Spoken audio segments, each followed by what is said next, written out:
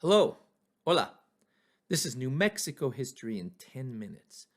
I'm State Historian of New Mexico, Rob Martinez.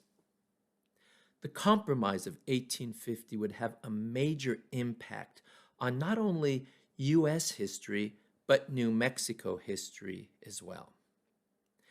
Back east, there was trouble brewing. There was trouble simmering as northern states, where blacks were free, were struggling for power and authority with southern states, where blacks were slaves. This question of slavery was tearing the nation apart.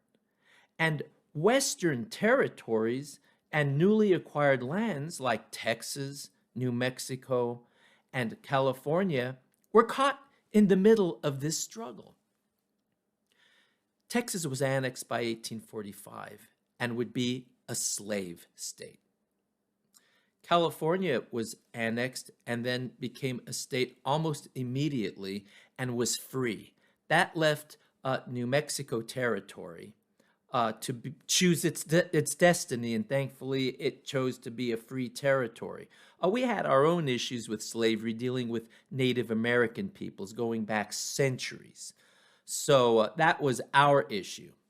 However, it would be a very long time for us to become a state because this compromise of 1850 created a situation where we were kept in the status of territory.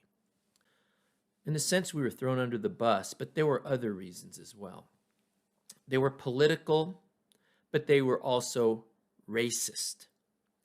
Many of the politicians back east did not think that New Mexico or New Mexicans were worthy of statehood, nor were we worthy of the gift of democracy, nor were we, in their eyes, prepared to live the way they lived.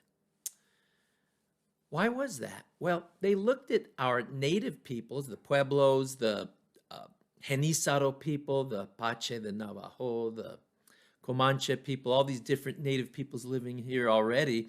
They looked at them as savages. We know this because documents and monuments had that word on them to describe them.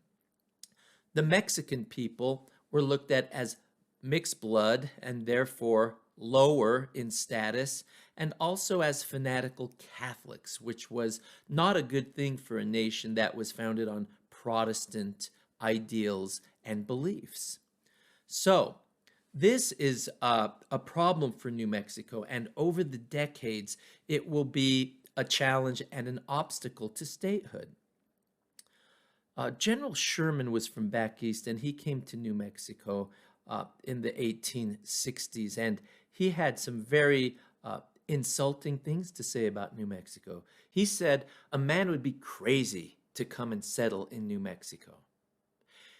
He also said, if New Mexico wants to become a state, we should get rid of our adobe architecture, our goats, our sheep, our Spanish language.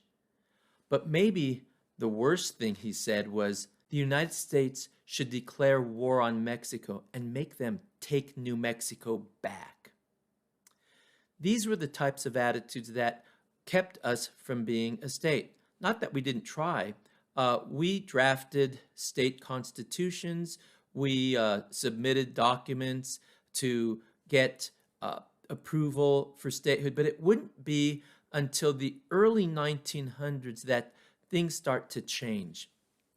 Part of the reason is that there was a movement to identify New Mexico's Mexican population as Spanish.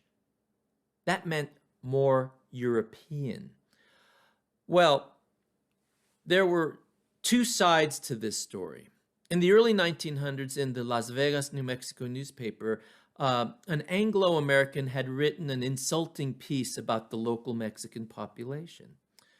Well, a man named Eusebio Chacon, in attempting to defend his people and his culture, answered in a letter by claiming that he descended and we descended from the people who came with Oñate, and that the blood in our veins was that of the Oñate colonists, and that we descended from noble conquistadors, something to that effect. And while he meant well, he should have taken a different approach, in my opinion. He should have defended our Mexican heritage, our Mexican culture, our mixed background of Spanish and Mexican and Native American mixing. Instead, this starts a movement where New Mexicans start to identify as Spanish, and Americans start to look at us as people who descend from European Spaniards and therefore are worthy of statehood.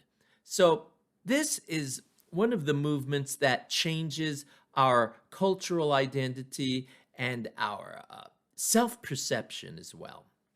It's not just in New Mexico.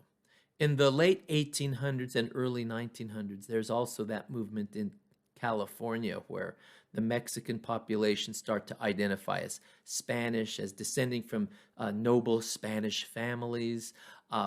Mexican restaurants start to identify as serving Spanish food.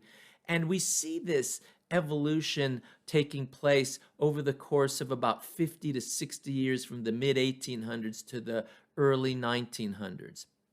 It's a movement, a social and cultural movement that will impact us for another 50 to 100 years into modern times. But we need to look at this because it's also an aspect of how we are identified by the local Mexican population and the Puebloan people as well as how we're perceived from the outside, how we're perceived by Americans to the east, by Tejanos and people in California to the west. Arizona was part of New Mexico initially. If you look at the census records for 1850 and 1860, but it's shortly after 1860 that a line is drawn down the middle of the New Mexico territory, and Arizona becomes her own territory. But it's interesting to look at those old maps and see Rio Arriba County extending all the way to California. It's quite interesting, and it's also part of our history. But nonetheless, this is what's going on. Documents in New Mexico during the territorial period are in both English and Spanish. There are Spanish language newspapers going back to the Mexican period when Padre Martinez would publish a Spanish language newspaper. Then the Jesuits later will have a Spanish language newspaper. And then in places like Taos and Las Vegas, we'll have Spanish language newspapers. So the Spanish language, which was spoken here since the 1590s, is here to stay, even when we are a U.S. territory transforming to a U.S. state. That's it for now. See you later. Goodbye. Hasta pronto.